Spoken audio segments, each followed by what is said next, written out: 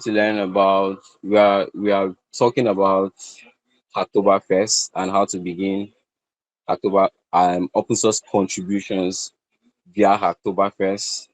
Hacktoberfest is a month long celebration of OSS, and it's generally the period where people get interested in open source, get onboarded in different open source projects, and it takes place every year, like in October, and it encourages developers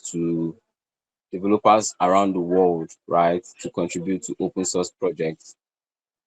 It's a really great opportunity for individuals who are looking to jump into open source to begin their open source journey and become like part of a community. A project can also be a community, right? So you can become part of that global community aside being part of it like a local community such as OSCA. And participating in Hacktoberfest offers a range of benefits. uh you can improve your skills, um you can develop your portfolio network, with like-minded individuals.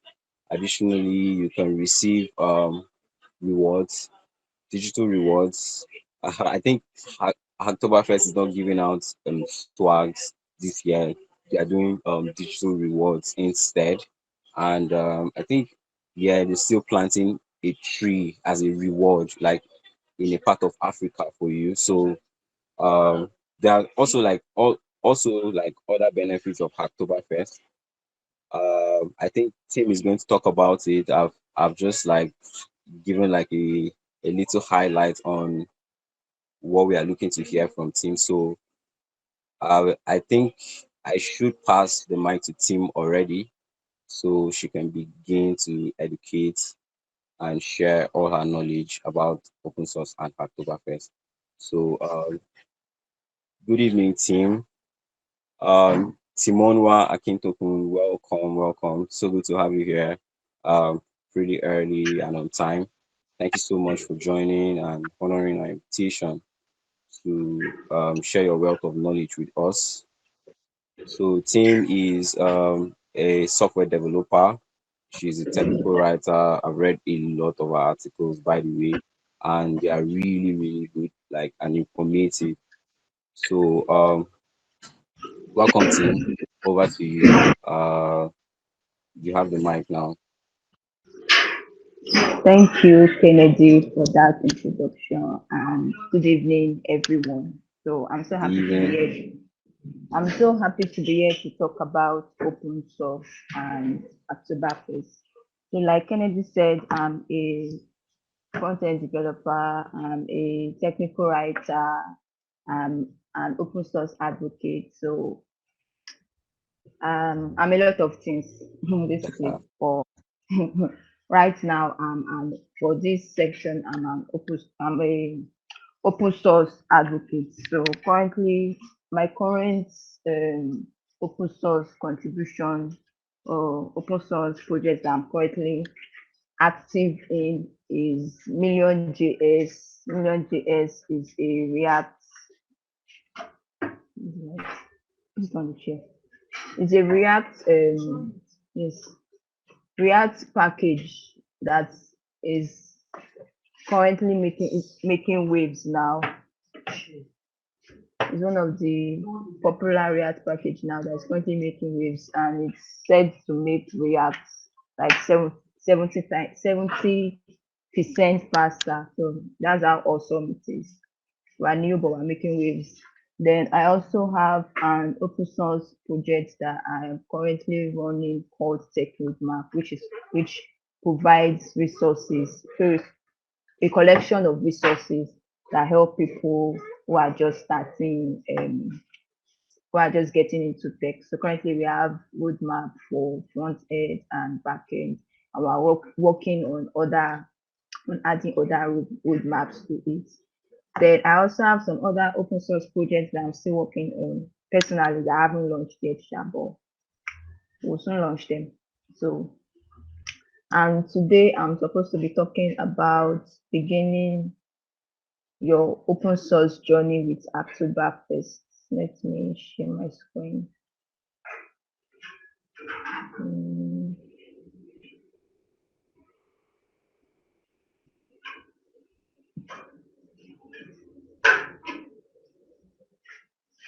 okay, so we're supposed to talk about beginning your open source journey with Hacktoberfest. So open source projects are projects that are open. They are free. Like open as in there's open source, there's closed source. The source stands for your code, like the code base. So open source, open code. It means your code is open and it's free for everybody to look at, to contribute to engage with and everything like that. Whereas closed source is like, like in GitHub when you have public repository and private repository. So closed source is when your code base is private to you and the people you give access to. So open source is open. It's open to everyone to contribute, everyone to use, free to use, depending on the license. Depending on the license of the open source project, it's it determines how free it is for you to use the project, whether it's completely free or you have to use it based on some terms and conditions like that. Sure. So there are different types of open source projects. So let's get started. So who am I? Timonwa. This is me, software engineer, technical writer, open source advocate. Yep.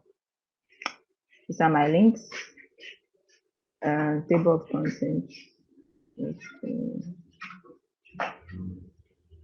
Okay, so Tim, can we have these slides after and some of the links after the call? There's no problem about that. Mm. I'll send it on WhatsApp. So introduction, welcome. Hacktoberfest is a global celebration of open source contributions. In this section, okay, it's just an introduction to today's topic. What we're going to talk about, we're going to talk about what is open source, your guide to Hacktoberfest participation and contributing to real world projects, stuff like that. So what is Hacktoberfest?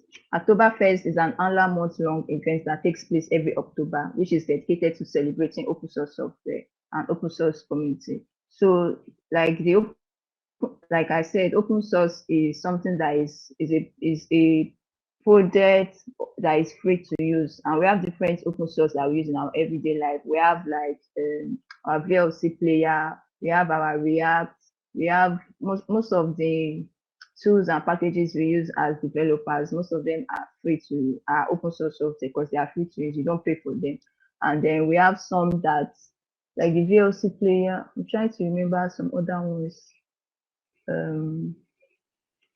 Which ones do I? Some tools, some tools and some normal tools, apps that we use every day. I think it's inside one of my. I can't remember to mention this. The one that is most popular is the VLC player, and for developers, that the ones that are most popular are the packages that we use for our everyday development, the languages that we use for everyday development. Okay, and Linux too, like Linux too is open source, is free, Apache, and so many other stuffs like that.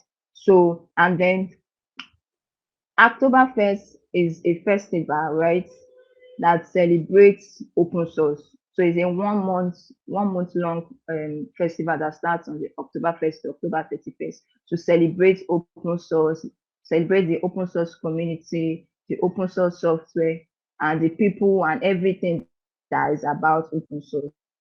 So that's just what Oktoberfest is, to acknowledge them, to celebrate them, and to give them their flowers. Like it's just dedicated to them. The origin of Oktoberfest. Oktoberfest was initiated by Digital Ocean in partnership with GitHub and it started in 2023, in 2013 rather, with I think maybe 700 people who participated in it. So right now we have like over 10,000 people who are going to be participating or who are already participating in it this month. And yep, so the goals for Oktoberfest to promote open source contributions, to support the open source community, to encourage both beginners and experienced developers to engage in open source projects. So depending, open source is not just about your, depending on, it's not limited to your, you are not limited by your skill set. So whether you're a beginner, whether you are advanced developer, whether you're experienced, you can contribute to open source. And it is also not limited to being a developer. You could be a writer, you could be a designer, whether it's graphic design or UI design. You could even be a content creator, whatever skills that you have, there is always a way for you to use your skill to participate in open, to contribute to open source. And just find a project that you like and you want to be part of that community. And if you have a skill set that you think might benefit that community or that project, you can use it to support them and contribute to them. So participants take part by making certain number of pull requests, usually 4. So if you are participating in Hacktoberfest, you get to, for you to participate, you have to make at least one pull request, right? At least one pull request has to be accepted for you to have successfully participated. So no, to participate in Oktoberfest, you have to participate in open source. But to get rewards or goodies from the Oktoberfest, you have to make 1 to 4 pull requests. So if you make like 1 pull request, you might get a certain, like now it's digital badges that they are offering. If it was before 2023, it was usually stickers, swags, shirts. They plant a tree. They plant a tree in the name of the first 50,000 contributors. But now it is just digital rewards, digital swags, digital stickers and stuff like that. Why other, depending on the open source project that you contribute to, they might also decide to send you swags, whether it's digital swags or physical swags. So some of them might also send you swags for also participating in Oktoberfest. Then also, you know that Oktoberfest is just a 1 month celebration of open source. Why open source is every day, every week, every month, 365 days of the year. So don't just say because the what's the title for us, right? Beginning your open source journey with Oktoberfest. So even when Oktoberfest ends on October 31st, that does not mean that the open source journey ends there. It means you can still continue to participate in open source and give it back to the community. But Oktoberfest is just for 1 month, which is during October. The power of open source. So the power of open source has a lot of things that it benefits the community, it benefits a person, it benefits the developers, even people who are non-developers, even people who don't even know anything about tech benefit from it, like that VLC player that I mentioned now. It's let me see. People who are not developers, they benefit from the VLC player, right? Mhm. How do I know which? I'm trying to figure out which other tools that we use that are not developer tools. Let me see if it's here.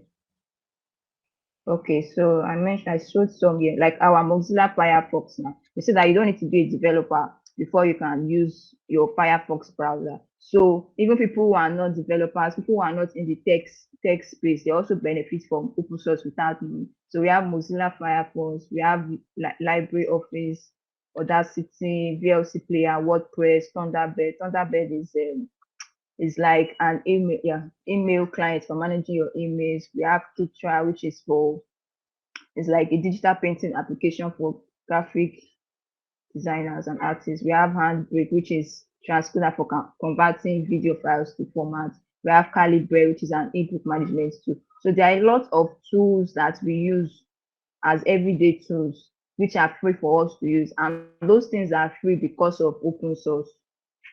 They are free because of open source. Okay, so let me continue.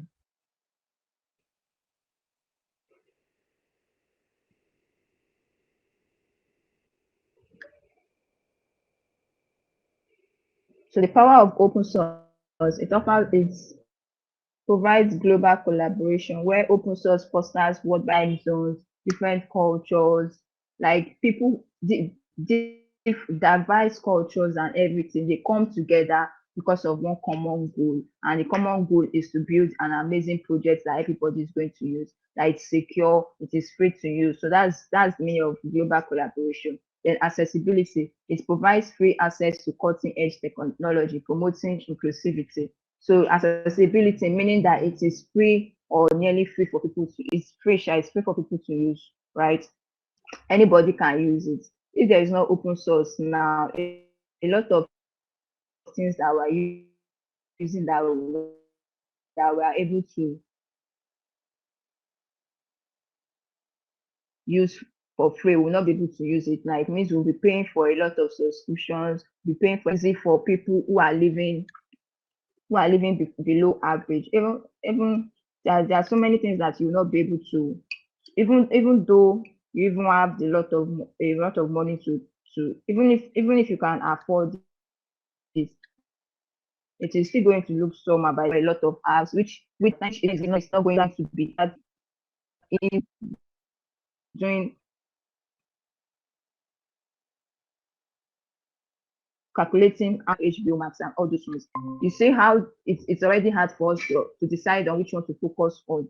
Is it that you want to go for Netflix? If you go for Netflix, you'll not be able to watch some things that are showing on HBO. You go for HBO, you'll not be able to watch the things that are showing on Netflix. By the time you pay for all those things, now all those if you pay for the three of them together, now it will be like a lot of money. So imagine there was no open source now. That is how we'll be paying for everything. You want to watch movie, you pay for VLC player. You want to use your browser too. Maybe Firefox, you pay for that one too. If you want to use the Opera Mini or Chrome, you also be paying for that one. If you want to run Linux on your system, you pay for that one too. All those things like that. It's because of open source. That's why it is easy for us to use those things.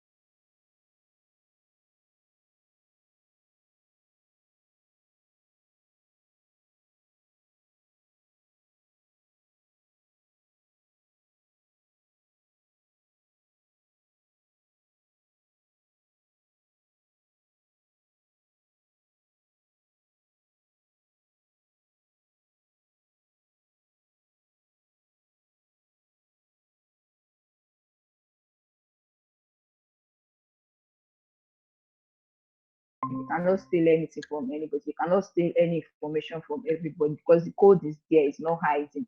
Even if you don't trust, even if you're using the tool and you don't trust it, you can go there and go and look at the code by yourself and confirm for yourself. Then building community. So the open source is based on the project and the community. Without the community using the project, the project will just be there. You get. So the more people who use the project, the more the community grows, and the more you build a community around that project.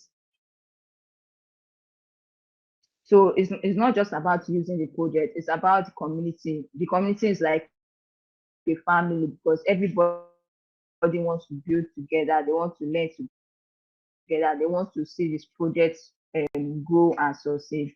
Then we have the next one is reward impact.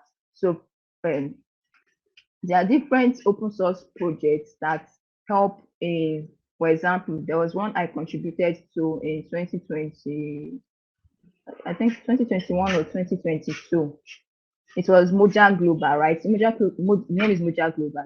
It's I don't even know if it is an Indian-based open source because most of the people who contributed to that project were from India. There were a few Nigerians there. It's a project that helps with green gas, with it's what's it called? Agriculture. The the industry is focused on agriculture, on deforestation, green gas emissions. So they help people to it helps to check for it helps in climate is it predict to predict and to analyze changes in whether climate deforestation and stuff like that. So there was another one too that I contributed to when I was applying for outreach. That one was called Chris UI. So Chris UI, I can't remember. That one was more of medicine. That one was in the medical line, right? It helped in doing this, whether it's neurology or something that involves scanning the brain and finding some issues about the brain and stuff like that. So there are so many projects like that are making real world impacts. Like you don't they are making a lot of impacts to the world, and they are open source and they are free. And those projects, it's because of the community, right? It's because of people who contribute to it. It's because of people who sponsor those projects. It's because of people who contribute and sponsor it, right? That's why those projects are still alive, because those projects are making positive change to the lives of people, both an individual and the lives of people, the earth and everything like that. So those are some of the powers of open source projects. Just if we were to think about it now, maybe if we could just start to imagine, like just start to imagine that okay, all the things that I interact with today, all the things that you interact with today, all the things you're going to interact with tomorrow, just try to imagine that okay, is there any open source project that is powering it? Like my system now, what is powering it that might be open source? Okay, if I'm going out now, is there anything that might be open source that that has been added to maybe the motor that I want to drive, right? Or even my phone now or my wristwatch. Is there anything that is that is open source, that is part of the things that is making your tools and applications work? So the next one is future proofing. Longevity is ensured through continuous community updates. So the more people use it, the more people want to contribute to it. And the more people want to contribute to it, the more that project is continuing to be growing, people are going to continue to use it. So that's what future proofing is.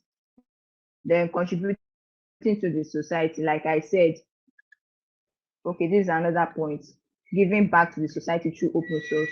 So, for example, yeah, if you want to contribute back to the society, right, and you don't know how to do so, maybe you don't want to write articles, you don't want to give talks, maybe you can decide that okay, the way you want to give back to the society is through open source. Like maybe what you're comfortable as doing is maybe you're comfortable to write code, or you want to do code reviews. There are so many different ways you can contribute to open source. We'll talk about that later. So you might want to give contributing through open source.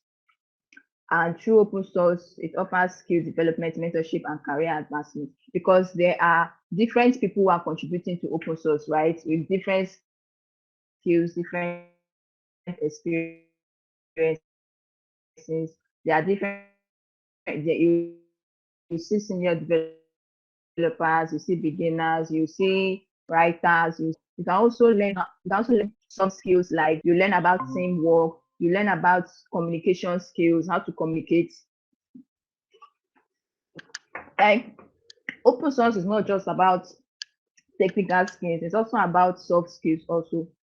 You're contributing your technical skills, you are learning how to be a better developer, you are also learning how to be a better contributor. So even the things that you are going to learn, I hope I don't cut the call. Am I still here? Okay. So the things that you are going to learn from open source is it's something that you are going to use in your everyday life, right? From like communication, for example, you are communicating with different people from different time zones. Maybe you've not been in a distant relationship before. Now you already know how to manage communications with people who are living in different time zones. You are in it's 4 o'clock here, and then maybe it's 2 a.m. somewhere else. If you're already used to communicating with people like that, maybe it's easier for you to handle your distance relationship with someone too that is in a far place from you, or you are working in Lagos, you are working remotely in Lagos, and then you got your remote job for another the company your teammates are in another state, stay in Nigeria. You're also you learn about communication. You shall learn a lot of skills communicating through open source that can help you in everyday life. Sha. What else again? What's the next one? Did I finish the last one? Okay, motivation and learning. Contributing to open source. Okay, so like I said, there are different ways that you can contribute to open source. So the easiest way you can contribute to open source is to go to GitHub and go to GitLab. So most open source projects excuse me, are hosted on GitHub and GitLab. And all you have to do is to go into the search bar and type beginner friendly issues, like yeah, beginner friendly issues, help wanted, first timers. Those are usually the labels that are attached to issues that you can work on. Yeah, that you can work on as a beginners. Open source projects are usually yeah, their repos are always public. So you can just search. The first thing you can do is search for whatever tools or languages you're interested in. If you're interested in React, search for React and then filter through the options to see whatever it is that might interest you and seems like an open source project, because it's not all public repos that are open source projects. You might have some of the projects that are public repos, which you are just using to showcase your talent, but it's not open source, right? It's not open source unless you put an an open source license on your project, maybe like MIT or GNU. So like here now, you can see that there's Oktoberfest in it. So automatically now, the people who are organizing Oktoberfest, once you have this Oktoberfest to your repository, to this your about your labels like this, they will have a database that this repository is participating in Oktoberfest. So if this label is not there, it means that repository is not participating. Repo is not participating in Oktoberfest.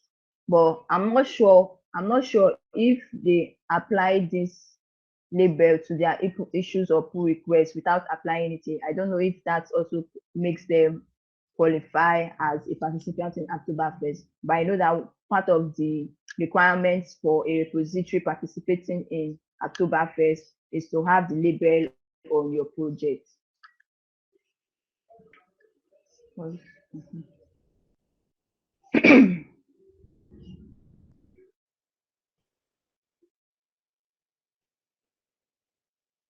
So the next one is code contributions, how to contribute to, we're still on how to contribute to a process. What was that?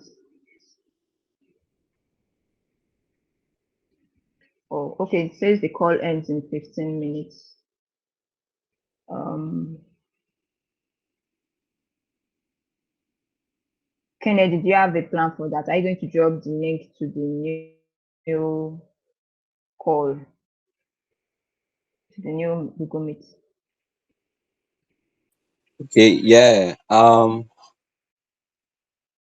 think we can extend the meeting a bit. We can drop another link. Yeah, we can drop another link and then everyone else can join. Okay, no problem. Yeah. So there are other ways you can contribute to open source is through code contribution. So if you are a developer, whether it's a front end, back end, machine learning, data analyst, any sort of developer, software, mobile, you can contribute to open source. Then you can also contribute to the documentation.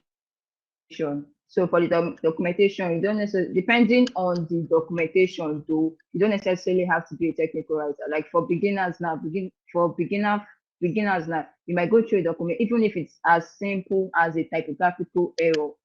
That is also a way for you to improve the documentation. Or maybe if the documentation needs to be updated, right? Maybe before, if you wanted to install the package, you had to use npm, but now they're no longer using npm. They have to, now you're saying you should use yarn, but they've not updated the documentation. You can help them to update it, that okay, this documentation needs improved, this documentation is outdated and you need to update it. And if it's something that you can easily do, it's something that is not complex, you can do it, you can contribute to it. You know, there's some level to documentation, right? That you might need an expert to document it, to work on a particular issue. And there are some that you don't need to be an expert technical writer before you can contribute to the documentation. Then we have quality assurance. So you can help to test the project, test the tool, test them, look for bugs, look for issues, or even provide feature requests like, okay, oh, this thing works okay, but if you do it so way, it can be better. So you can suggest enhancements, suggest features, report issues, and stuff like that. So contributing to open source does not necessarily mean that you must write code or you must change the document. Contributing to open source is also giving feedback, is also a way to contribute to open source, right? Because it's your feedback that helps them to improve. It's your feedback that they will take back to improve the code base, improve the documentation and stuff like that. So you don't really need to say, okay, you don't need to wait till, you don't need to say because you did not open a pull request. That's why that does not mean you did not contribute to open source. Even being, let's see, I think I talked about it in other places. Oh shit. So even it's as simple as maybe on their Stack Overflow page now, you are answering questions. That is a way to contribute to open source. On on their Discord Sorry, server, you Tim. are helping. Yes, Sorry, Tim. How many more minutes do you need to wrap up your presentation? like 30 minutes. Okay, that's fine. No problem. Okay. Just wanted to know so I can. All right. Okay, so like Okay, you can go on. Yeah. there are different ways you can contribute. Like for example, the way I contribute to Million JS, I help to answer questions on the Discord servers. I help to do code reviews on the what's it called, on the repository. I'm not contributing code. Once in a while, if even the last article that I wrote for them, it has not yet been published. But most of the things I do is answer questions on the Discord server and code reviews on the project repo. I greet people that, okay, people who open new issues. I greet them. How are you? How are you doing? What's your problem? What's your issue? And I I tag the necessary people that can answer those questions to them. So there are different ways that you can contribute to open source. It does not necessarily have to be code way. You can even help them to write articles. You can create a video, even YouTube video. You can contribute. You can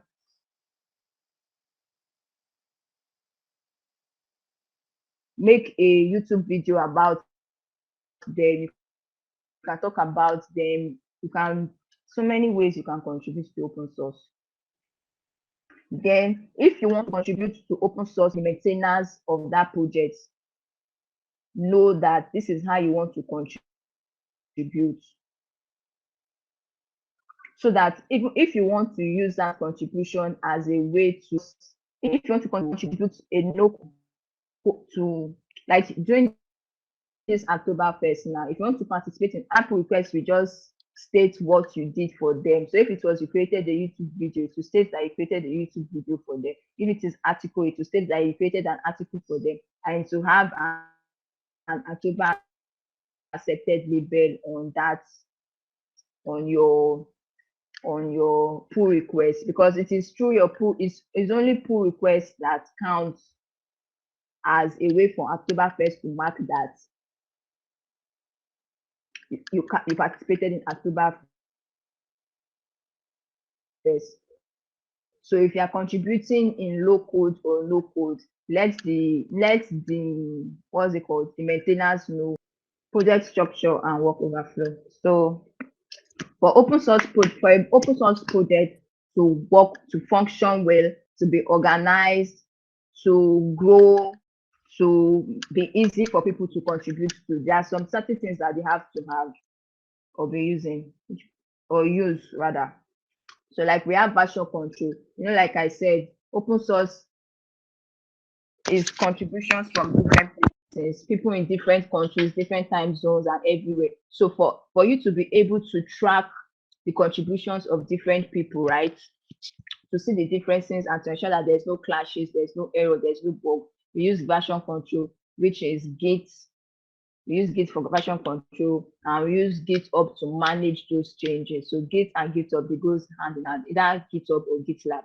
Then we have issue tracking. So issue tracking is like issues, the issues that this is issues tracking.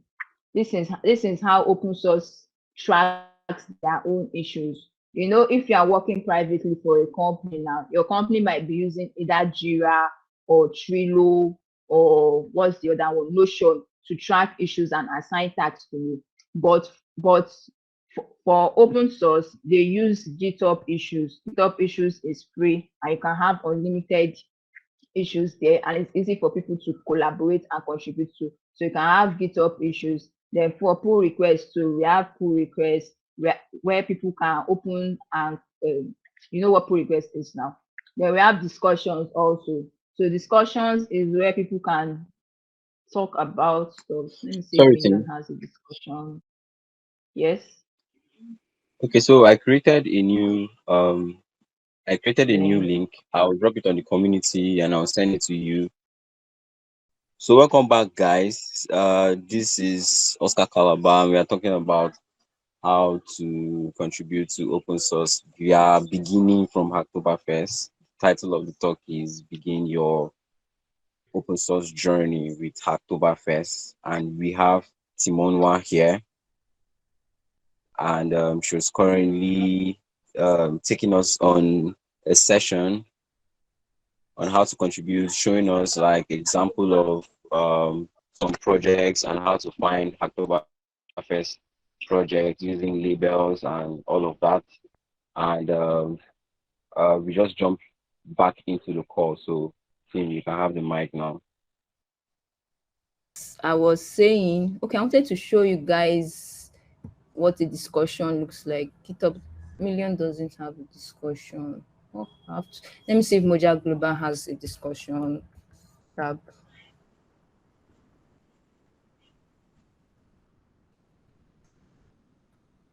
Okay, Someone I think I remember you were asking if you know. I think you said you were asking if you know what a pull request is because you were on the pull request tab and then you were talking about pull requests and yes.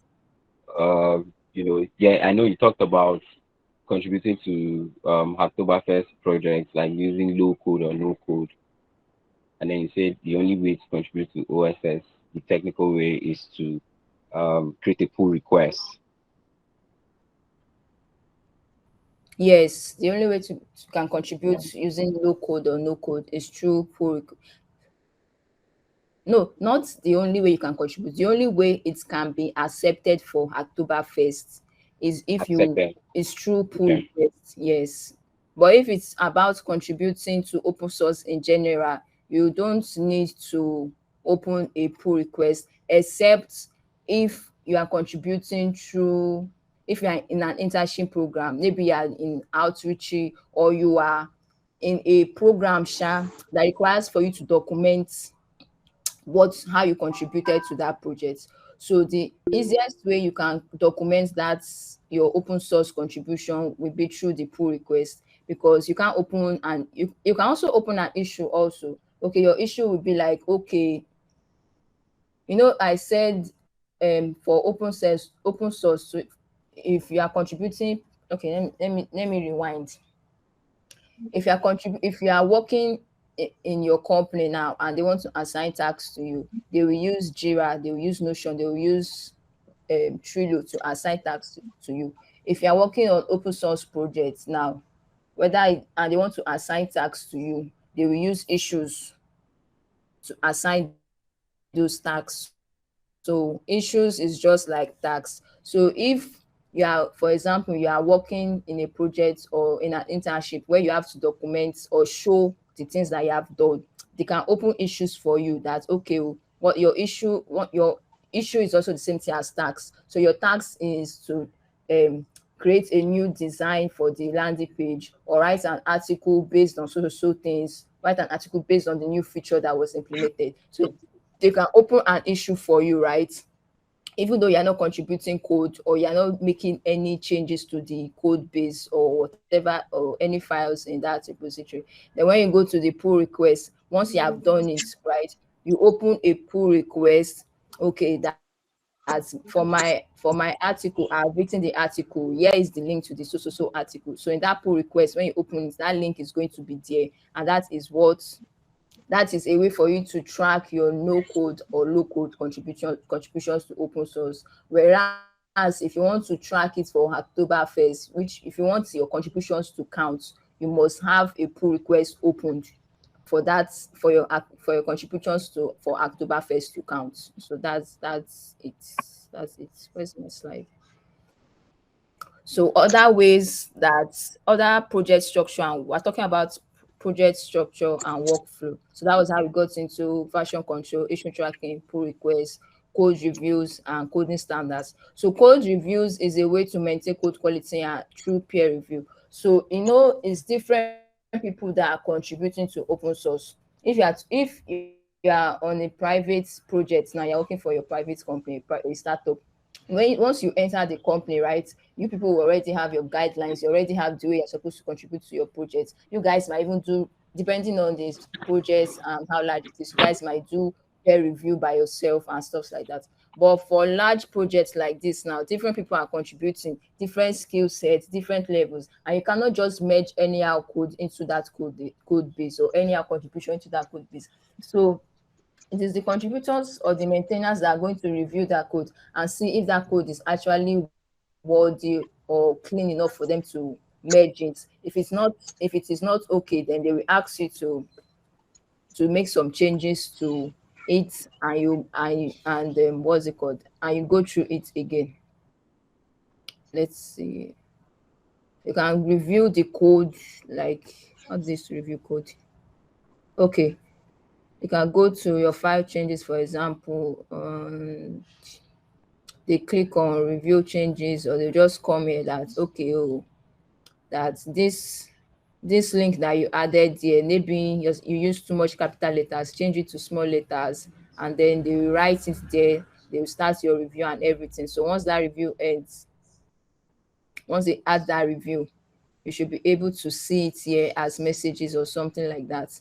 And they can do it in a way that, before they can write the reviews in a way that they will write some functions like, you will not be able, like this place it says merging is blocked. So on you can do it in a way that unless you make those changes to those code, your pull request is not going to be able to merge, it's going to be blocked. So somebody has to review your code and approve that your code is good before they merge that code.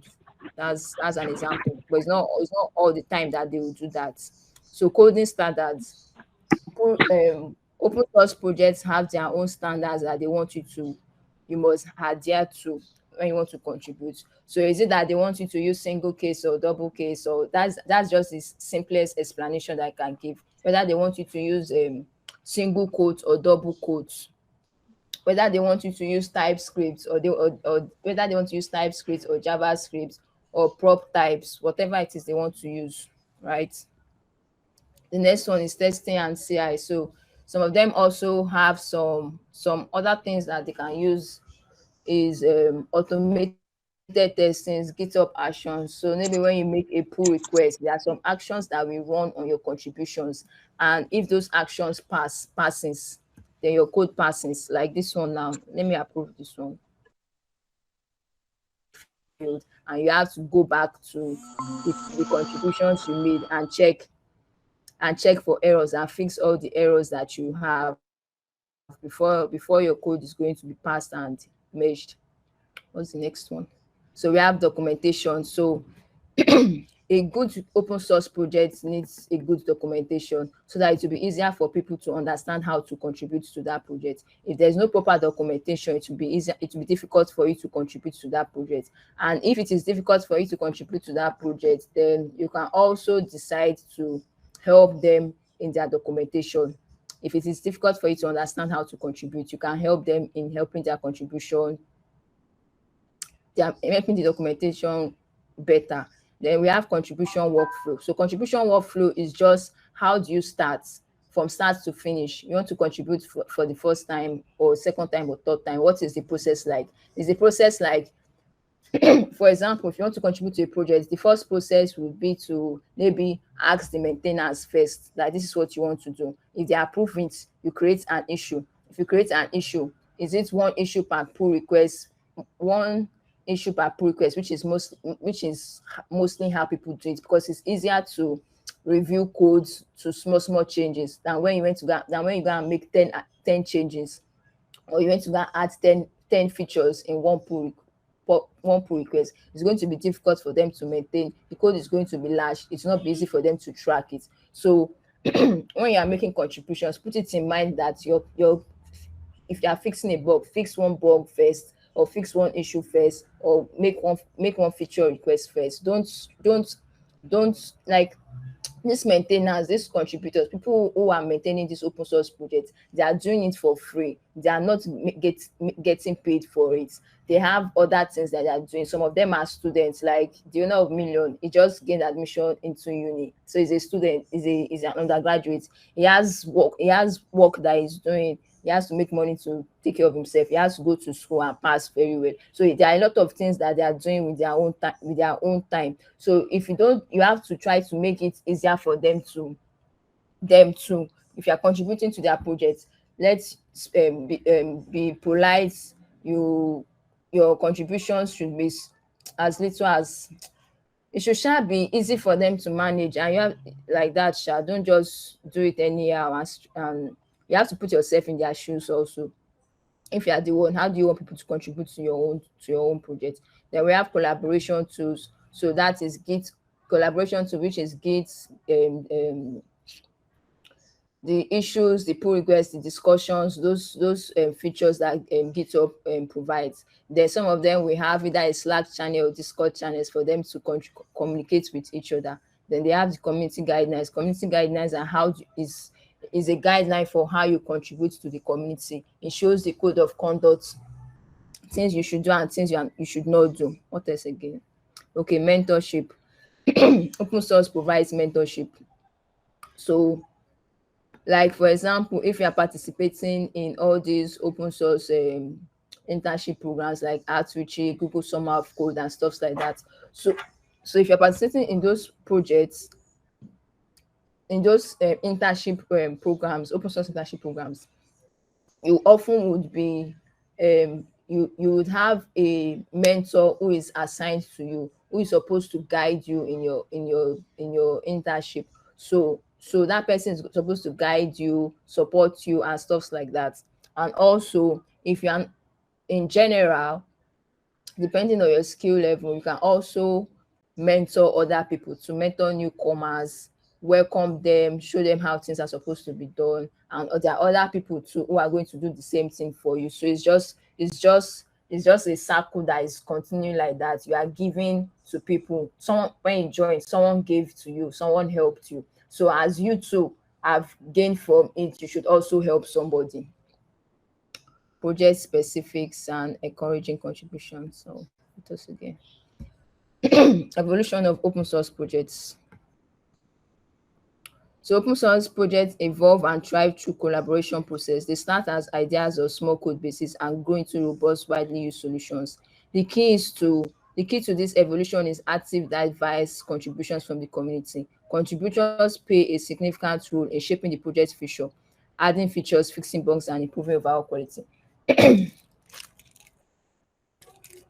So like I said, for open source projects, right, the success of the project is the community. The community are the people who use it. The community are the people who maintain it. The community are the people who contribute to it. So the more the community grows, the more the project grows, right? The more people talk, the more people use it and and want to see it grow, the more people who use it and want to see it grow, the more the open source project grows. So if people see value, if you start your open source project now and people see value in it, with time it is going to grow and it is going to be used by many people. And if they see more value in it, people might want to even contribute and help you, like sponsor the project, to the extent that you might not even need to. You might some people There are some people who who contribute to open source projects for a living and they get paid for it, right? Like there are some large like that cow.com. There is what's it called, daily.dev. I think daily.dev too is open source. Daily.dev too is open source.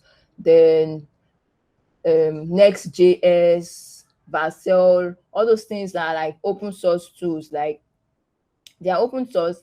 I don't know if Vercel is open source, but Next.js is open source. But those people get paid to build those projects, right? Because they have people who are sponsoring those projects. Big companies who use those projects, who use those tools, who use those packages, they often sponsor them, like they donate to them, and so that those people who are running those projects can dedicate themselves full time to continue to upgrade that project and ensure that that project is growing, right? There was a point I wanted to make. I've forgotten it.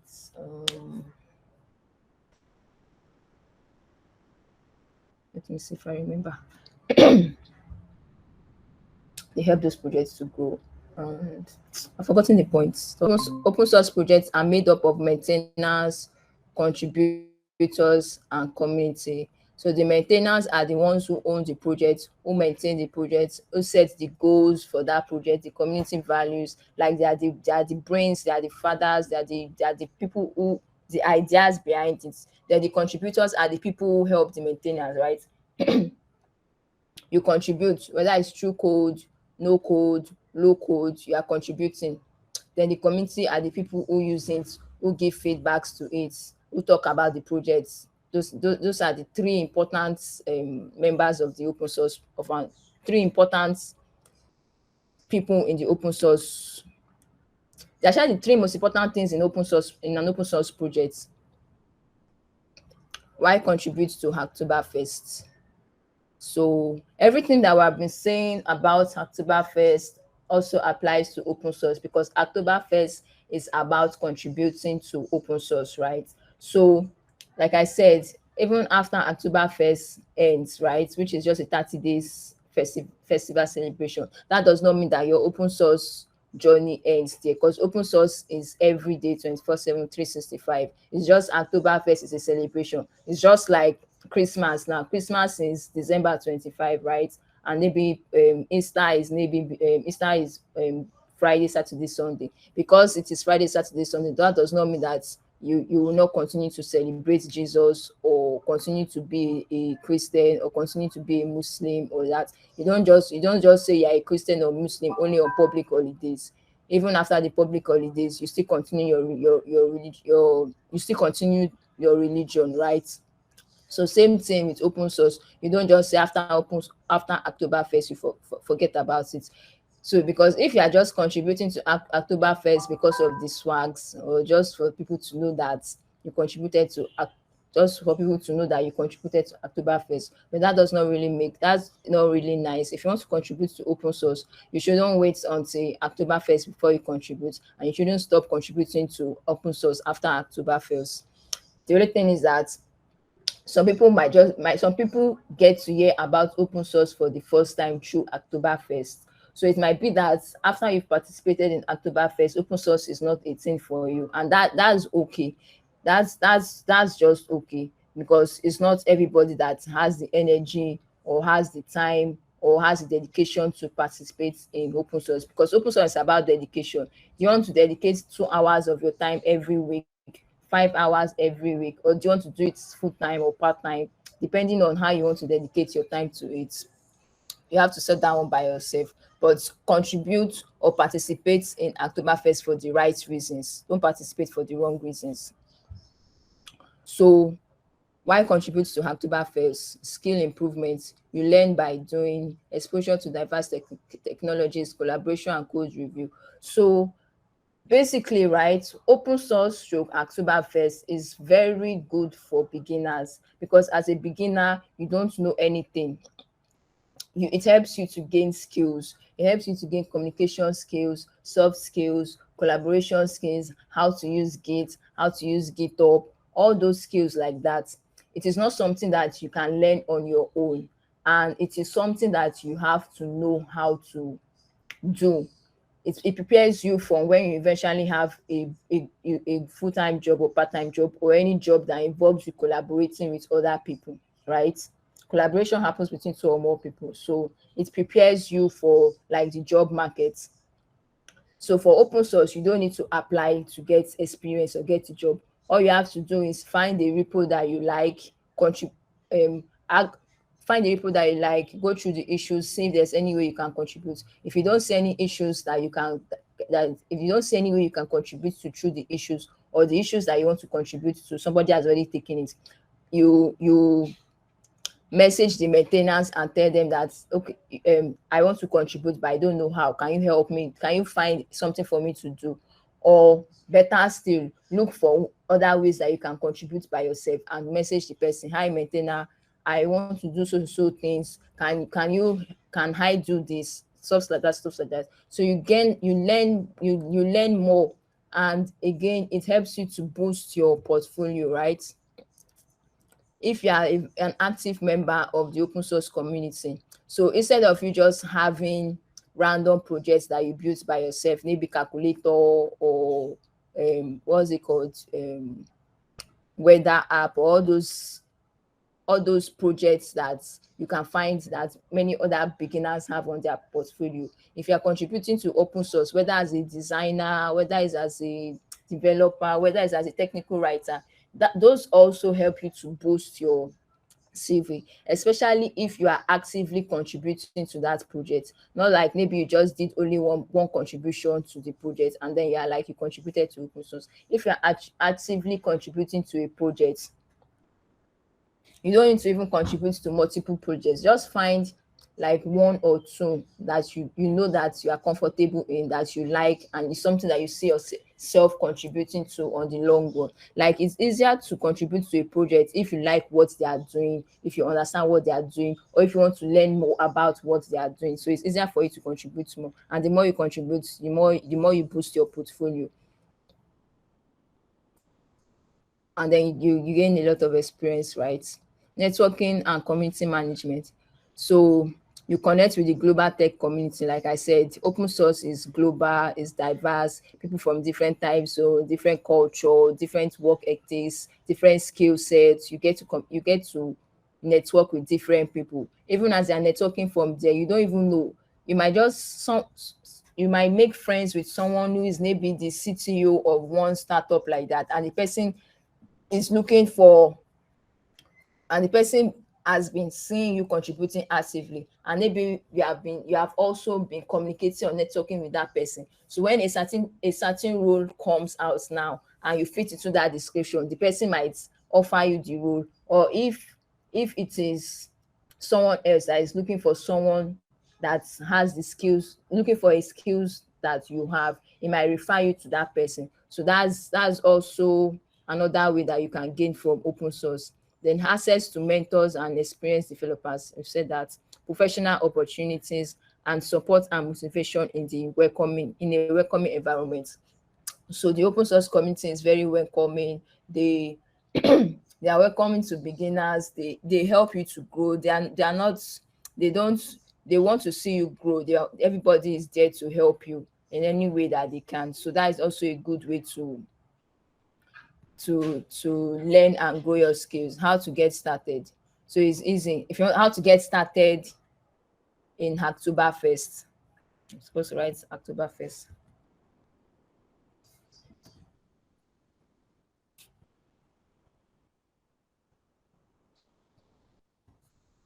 Hacktoberfest, right? How do you get started? You sign up. You sign up for Oktoberfest on their website. You find beginner friendly issues, or yeah, I think I've talked about different ways you can find projects. So beginner friendly issues, help wanted, first timers, and then if you don't see any issues that you can work on, or if all the issues are taken, you can create one by yourself, or discuss different ways you can contribute with the maintainers. So depending on how you're contributing to that project, if you're contributing as a technical writer and the documentation is on that repository, you would have to fork the project. Or if you are contributing as a developer, you would have to fork the project. If you are contributing as a designer, maybe they will have to give you access to their Figma file, or if they are not using any Figma file, well, you have to create one by yourself and share the design file with them. If you're contributing as a graphic designer, maybe you want to help them to create a logo or a new logo, you don't need to fork the project. All you have to do is create a pull request and share it with them, stuff like that, right? And then make your contributions. So once you make your contributions, you open your PR and it gets accepted, then you have successfully contributed to Hacktoberfest. So what are the best practices for Hacktoberfest? So these best practices, like I said, Oktoberfest is all about open source. So best practices for Oktoberfest is also the best practices for open source, for contributing to open source. So follow the project guidelines. They have guidelines, they will have contributing documentation, they will have guidelines, they will have code of conduct. Ensure that you read everything and follow and do the right steps and follow the right steps, right? The next one is write clear and concise code. So when you're contributing, let your code be as clean as possible. When you're supposed to break down into functions, break it down. When you're supposed to break it into components, break it down. When you're supposed to write comments, but don't write too much comments, right? You're a beginner, but that does not mean that every line of code you write, you should just be commenting up and down. There are some things that if you write good code, your variable names are well defined, your class names, your IDs, your functions names, if they are well defined and descriptive, then you don't need to be writing comments up and down because your code is supposed to speak for itself. Test your changes. You don't want to push wrong code to the repository. You don't want to crash the live production. So test your changes on your own system. Then also some of them we have test scripts that you're supposed to run before you commit and make pull requests. So if you go through the guidelines on how to contribute to open source, you'll see that there are some certain steps you have to do before you contribute, during your contribution, after you contribute, before you commit. Whether you're supposed to run a cleanup script, whether you're supposed to run some test scripts, you should do all those things you're supposed to do before you commit and open your pull request. Make everybody's life easier. So be respectful and professional. Like I said, they are human beings too. They have the life that they are living. They have to make money. They have to take care of their family. They have so many things that they are doing. They are also working for free, just like you. The only difference is that they are the owner of the project, and they are the one building the project. So you have to be professional and respectful, and not just to the maintainers, to fellow community members and contributors as well. Everybody is volunteering just the way you are volunteering. Nobody's working for you. You are all working for each other. So don't think that they are there to serve you or anything. You're not paying them any money. They're not being paid any money. So you have to respect everybody. It's even on a normal day, you're supposed to respect people. So you should be respectful and professional. Maintain consistently. Make regular and consistent contributions to demonstrate your commitment and build relationships with the community. So this also helps with networking and to, like I said, build relationships in the community. So if you want to contribute to open source, just tell yourself, how do you want to contribute? 2 hours in a week, 3 hours in a week, 5 hours in a week? Is it something you want to do once in a month? No matter how you want to do it, shall be consistent in it, right? I know sometimes it's going to be hectic for you to contribute regularly, depending on your schedule and everything. But you just have to be have you have to plan everything, plan your life very well, so that you won't be burned out or overwhelmed. So that something that makes you happy will not end up making you sad or depressed. So that is it for now. And also, I wrote is in case you want to learn more about how to contribute to for Oktoberfest, I wrote a series on that. Where is it? The beginner's guide to Oktoberfest. So it starts with embarking on your open source adventure, introduction to Oktoberfest, getting ready for Oktoberfest, like that. So it's just different stuff. 8 part article series on how to contribute to Hacktoberfest, and you also learn about open source. So everything here is everything that you learn on this series is also to help you in your open source journey. So I that's all. So questions and answers. I didn't catch that. Could you try again? Siri, shut up. Siri wants to be part of our conversation. Guys, man, thank you so much, Timonwa. Man, that was so much information packed in one session. Oh my days. Thank you for all the knowledge. And thank you for showcasing some of your like some open source project we talked about working on. Yeah, it was really insightful. It's a pleasure. It's a pleasure. So are we does anyone want to ask, do you have any questions or comments, or feel free to ask, so I don't need to bite. So I noticed that nobody wanted to. Sorry, I was talking. I mistakenly Can you hit hear me? I my have a mute question. button. Yeah, please hold on. Okay. I mistakenly hit my mute button. So I noticed that a lot of people when we started didn't want to talk, they didn't want to say hi. So if you're here and you don't have a question, just you can make a contribution if you want to or if you can. So we'll take just 5 minutes and we'll round up the session. So when you ask a question, go straight to the point. Or when you're making a contribution, just go straight to the point. Thank you so much. Okay, you talk Stefan about is on. contributing to open source. Yeah, you mentioned that you don't necessarily need to push code or make changes to the code. I can contribute by detecting some bugs, errors, and even documenting, like making user guides and the rest. So I'm particularly interested in user guide, like writing user guide like documentation. So how can one go about that? For example, you see this open source project and you want to write a user guide and you want them like after writing a user guide, you want to share it to them. How are you going to do that? Okay, so let me Okay, talk sorry, about. Tim. Let me jump on that first Okay. before you go. So Sylvanus, we are starting an open source project at OSCA Calabar, and all types of contributions are welcome. Documentation, contributions via code. It's a very small project. So I think everyone, technical writers, designers will be able to contribute on that project. We'll share the details soon on the community. Tim, you can jump on it. Okay, so Yeah. let's say for example, now I'm giving an example. You are part of the Discord community of that project that you're contributing to. You want to contribute to what do you call it? A guide. You want to create a guide.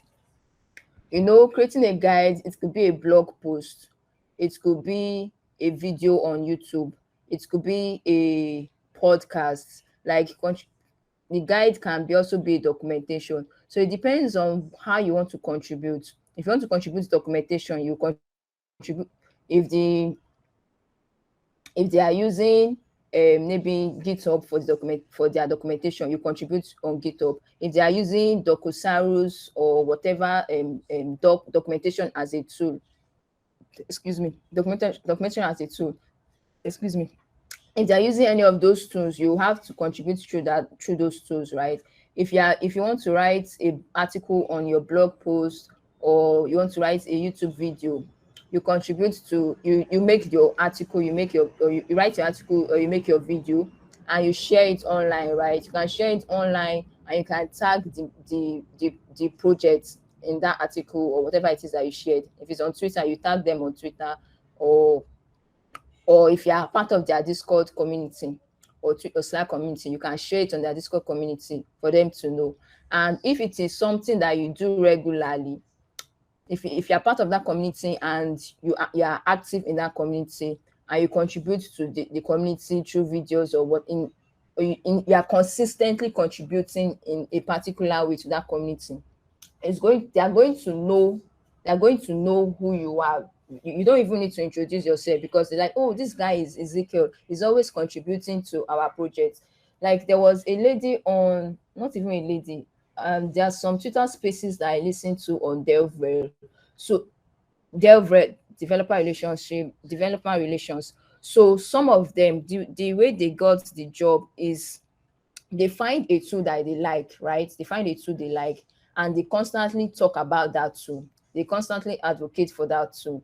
They're constantly writing Twitter trends, articles, videos, whatever it is that they're doing, but they're constantly talking about that particular tool, to the extent that the owners of those tools now know who that person is. That this person is always advocating for us. And before you know it, they hired that person as a developer advocate for that tool that they were working on. So the point I'm trying to make is, you can contribute anywhere you want to, and if you're contributing consistently, they will get to know you. And if they like you, they can like give you a job and stuff like that.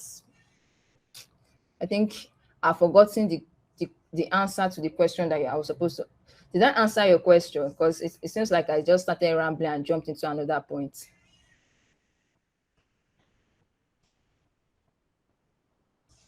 Ezekiel? Okay. Okay. Can you guys hear me now? Yes, I can hear you. Okay. Have your question been answered? Are you good? Is there any other questions?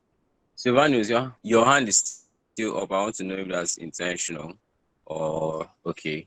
Okay. Oh, thank you very much. Okay. All right, cool. All right, cool. So in the absence of any questions, we would like to end the call here. We would like to end the session.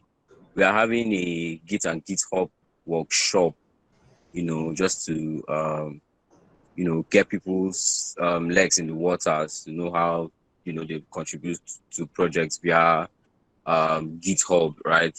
Using technical skills. And then we'll have another session where we would show people how to contribute to open source via the no code way, which is maybe documentation, advocacy, just like Tim had talked about. So thank you very much, guys, for joining, and thank you, Timonwa. We look forward to having you another time. We appreciate all the wealth of knowledge you've shared for us today. Thank you so much, and have an awesome night rest. Yeah, everyone, thank you for having me. It was nice to be here, and have a good night also. And remember, your open source journey does not end in Hacktoberfest. So if you like it, continue to contribute. Thank you Bye. so much, boss. Thank you, boss. Yeah.